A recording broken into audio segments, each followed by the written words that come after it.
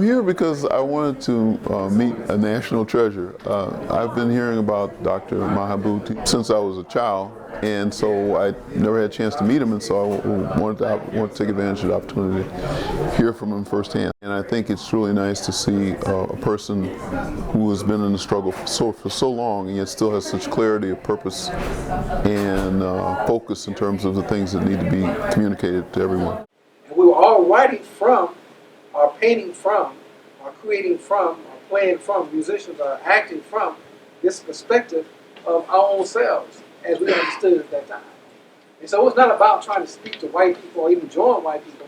It's about who are we, all right? We had grown up hating ourselves. We had grown up doubting ourselves. But now it was a time for us to say, okay. Now, it was not only because of the death of Malcolm, it was also what was happening in the country in terms of the death of black people all around the country, pre-civil rights movement and so forth. That lynching was a problem in the country. That to educate, we were in separate schools.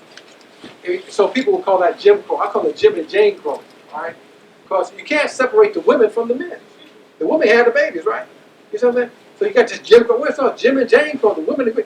In fact, Trump was elected because of white women for the most part. That's right. White women voted for Trump. Okay? Now, so this is what I'm talking about, son. That the Black Arts Movement was a movement about us. And so as a result of the Black Arts Movement, we're starting institutions. The Black Arts Movement was responsible for the National Association of Black Psychologists, the National Association of Black Nurses. You know what I'm saying? That all these professional groups black people began to organize. National Association of Black Journalists. And so it was not necessary. Damn, if we can't speak to ourselves, how can we speak to white people? Well, he inspires me because he is still part of the struggle. He still has energy at his age.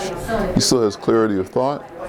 He has sort of done things the Frank Sinatra way. He's done it his way. It hasn't necessarily been the easiest road, but he expresses the things that he talks about. He talks about unconditional love. He talks about courage.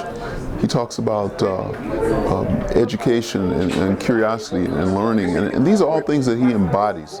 And I think all of us can learn from that and be better people because of it. My mother was prettier than imagination, soaked in honey flavored with hot water and lemon. Her heart was there too. She was a short poem. Dead at 34, buried without flowers, notations, or truthful stories. She challenged men walking on her life like she was a used treadmill years before they were invented. I have her eyes. I see damage everywhere. I have become a stop sign.